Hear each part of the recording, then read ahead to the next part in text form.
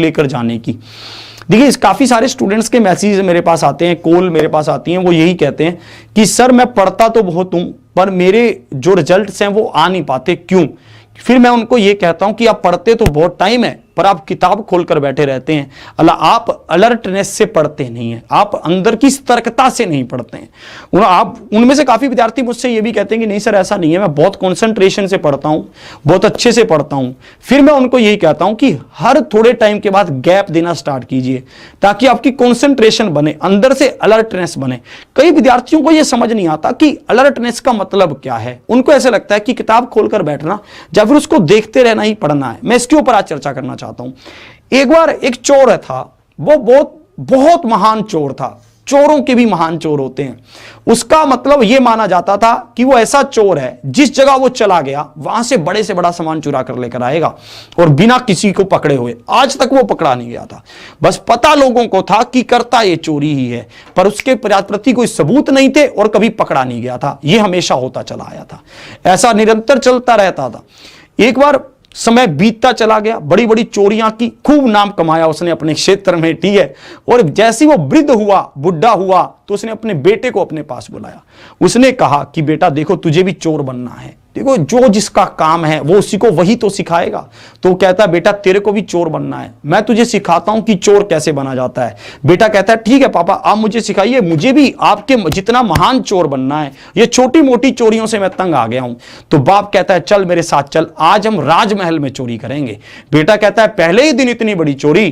तो पापा कहते हैं कि हाँ यही तो तुझे मैं सिखाना चाहता हूं। वो दोनों राजमहल की तरफ बढ़ जाते हैं, रात का समय होता है। तो पापा जब मैं कहूं कि उसका बाप क्या करता है, उस राजमहल की दीवार में छेद करना स्टार्ट करता है, ईंटों को सरकाना शुरू करता है। बहुत अलर्टनेस है, बहुत सारे लोग घूम रहे हैं, बहुत सारे सिपाही घूम रहे हैं, पर उसके पापा के हाथों की कला देखिए कि ईंट को ऐसे सरकाता है कि किसी को पता भी नहीं चलता। धीरे धीरे ईंटों को सरका के छेद बनाना शुरू करता है। बेटा कांप रहा है वहां पे। बाप बोलता है कि काम मत, कांपने का काम हमारा नहीं है, हम चोर हैं, हमारा कांपने का काम नहीं है। अगर तुझे डर लग रहा है यहीं से वापिस चला जा। बेटा कहता है सीखना तो है, आज नहीं सीखूंगा तो कब सीखूंगा। बेटा वहीं खड़ा रहता है। बाप के हाथों की अलर्टनेस इतनी ज्यादा कंसंट्रेशन कि भाई साहब ईंट सरकाए और पता भी ना चले, इतने आराम से इतना गहरा छेद कर लेते हैं। दोनों सुरंग बनाकर महल के अंदर चले जाते हैं। महल के अंदर जाने के बाद घूमते हैं, वहां पर देखते हैं, बचते बचाते राजा के ऐसे कक्ष में चले जाते हैं जहां पर कपड़े ही कपड़े होते हैं। एक बहुत बड़ी अलमारी होती है, बहुत बड़ी, इतनी बड़ी अलमारी, बहुत शानदार अलमारी होती है।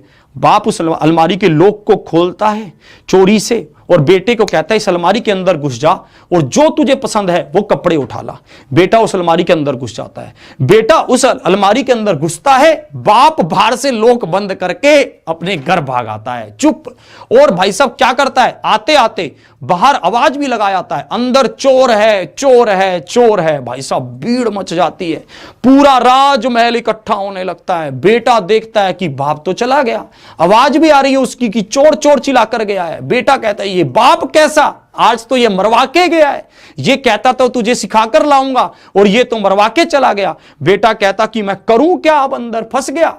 पर शरीर में उसने देखा कि एक अलर्टनेस आ गई है, ऐसा शरीर पूरा सतर्क हो गया है अंदर से। सिर्फ दिमाग में यह बात घूम रही है कि यहां से निकलूं कैसे, सिर्फ दिमाग में यह बात घूम रही है कि यहां से निकलूं कैसे। और यह भी सोच रहा है कि जब लोगों को पता है कि अगर मैं तो बाहर से बंद हूं, मैं निकल भी नहीं सकता, तो थोड़ा सा और गहराई से सोचता है, बिल्कुल सतर्क रह जाता है, बिल्कुल इतना ज्यादा सतर्क कि अगर उसके कुछ मतलब उसके दिमाग में और कोई चीज आ ही नहीं रही, उसको कुछ नहीं दिख रहा कि अच्छे कपड़े पड़े हैं, गहने पड़े हैं, आभूषण पड़े हैं, बिल्कुल अलर्टनेस। बिल्कुल भाई साहब पूरे महल में हंगामा मच गया, पूरे लोगों ने दिए जला दिए। बिल्कुल उस टाइम तो दिए होते थे, मशाले जल गई। भाई साहब लोगों ने एकदम से सब काम कर दिया।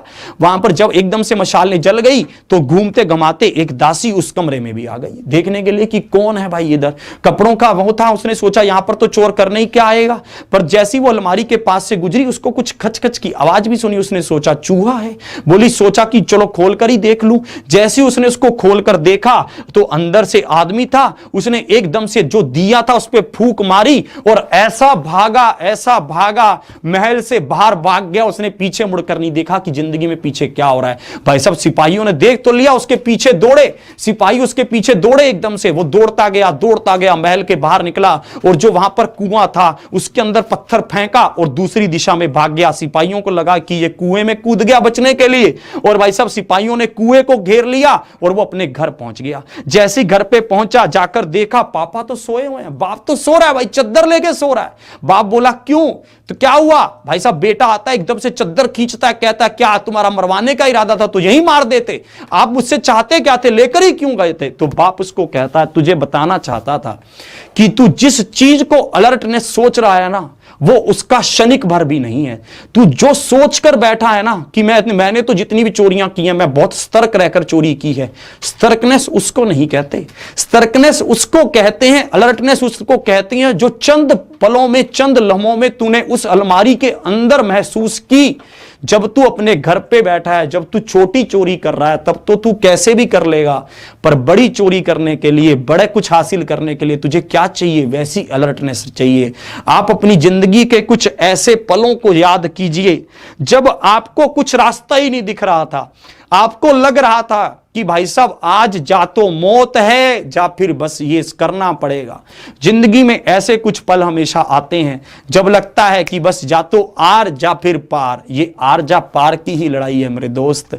अगर आप उतनी अलर्टनेस से, उतनी सतर्कता से, उतनी ही मतलब कॉन्सेंट्रेशन से चीजों को कर रहे हैं तो समझ लेना कि आप सही काम कर रहे हैं। अगर आप उतनी अलर्टनेस से, उतनी कंसंट्रेशन से वो चीजें नहीं कर पा रहे हैं तो गड़बड़ है मेरे दोस्त, कहीं ना कहीं दिक्कत आ रही है।